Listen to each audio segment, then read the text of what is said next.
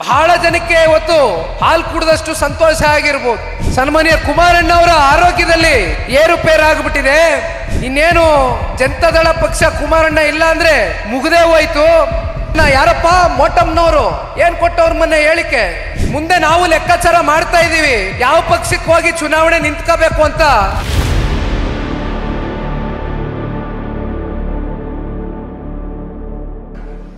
ನನಗೆ ಗೊತ್ತಿದೆ ಇತ್ತೀಚಿನ ದಿನಗಳಲ್ಲಿ ಬಹಳ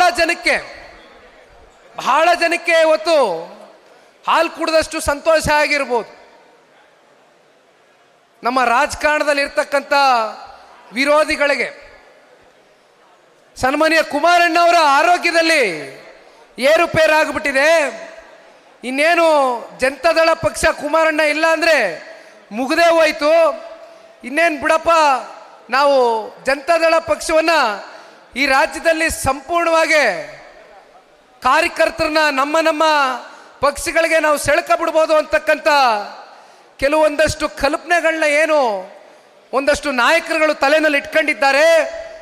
ಈ ಸಂದರ್ಭದಲ್ಲಿ ಘಂಟಾಘೋಷವಾಗಿ ಒಂದು ಮಾತನ್ನ ಹೇಳಲಿಕ್ಕೆ ಇಷ್ಟಪಡ್ತೇನೆ. ಜನತಾದಳ ಪಕ್ಷದ ಕಾರ್ಯಕರ್ತರು ಯಾವುದೇ ಅಧಿಕಾರದ ಆಸೆಗೆ, ಯಾವುದೇ ದುಡ್ಡಿನ ಆಸೆಗೆ, ಯಾವುದೇ ಆಮಿಷದ ಆಸೆಗೆ ಇವತ್ತು ಒಳಗಾಗಿ ಪಕ್ಷದ ಕಾರ್ಯಕರ್ತರಾಗಿ ಸದಸ್ಯರಾಗಿ ಇರ್ತಕ್ಕಂಥದ್ದಲ್ಲ.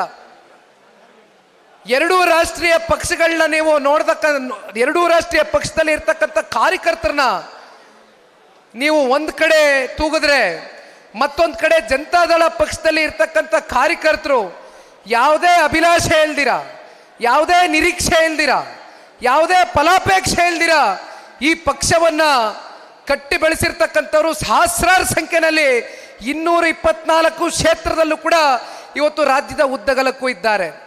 ಅಷ್ಟು ಸುಲಭವಾಗಿ ನೀವು ಜನತಾದಳ ಪಕ್ಷವನ್ನ ಈ ರಾಜ್ಯದಲ್ಲಿ ನಿರ್ಮೂಲನ ಮಾಡಿಬಿಡ್ತೀವಿ ಅಂತಕ್ಕಂಥ ನಿಮ್ಮ ಕನಸಾಗೆ ಉಳಿಯುತ್ತೆ ಹೊರತುಪಡಿಸಿ ಯಾವ ಕಾರಣಕ್ಕೂ ಕೂಡ ಇವತ್ತು ನೀವೇನು ಮನಸ್ಸಲ್ಲಿ ಅನ್ಕೊಂಡಿದ್ದೀರಿ. ಪಾಪ ಕಾಂಗ್ರೆಸ್ನವರು ಮಂಜಣ್ಣ ಅವರು ಮಾತಾಡ್ಬೇಕಾದ್ರೆ ಹೇಳ್ತಾ ಇದ್ರು, ಬಂದ್ಬಿಡಿ ಎಲ್ಲ ಜನತಾದಳ ಪಕ್ಷದವರು, ಎಲ್ಲ ನಮ್ಮ ಕಾರ್ಯಕರ್ತರುಗಳು ಬಂದ್ಬಿಡ್ರಪ್ಪ, ಇನ್ನೆಲ್ಲಿದೆ ಜನತಾದಳ ಪಕ್ಷ ಅಂತ ಲಘುವಾಗಿ ಮಾತನಾಡ್ತಿರಲ್ಲ.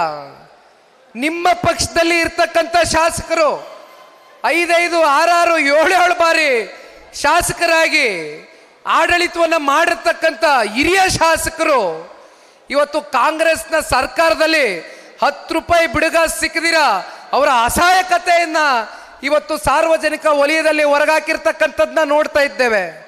ಇದಕ್ಕಿಂತ ಸಾಕ್ಷಿ ಬೇಕಾ? ನಿಮ್ಮ ಕಾಂಗ್ರೆಸ್ನಲ್ಲಿ ಇರ್ತಕ್ಕಂಥ ಶಾಸಕರು ನಿಮ್ಮ ಪಕ್ಷವನ್ನ ಯಾರಪ್ಪ ಮೋಟಮ್ನವರು ಏನ್ ಕೊಟ್ಟವ್ರ ಮೊನ್ನೆ ಹೇಳಿಕೆ ಎಲ್ಲ ನಮ್ಮ ಸಾಮಾಜಿಕ ಜಾಲತಾಣದಲ್ಲೂ ಹರಿದಾಡ್ತಾ ಇತ್ತು.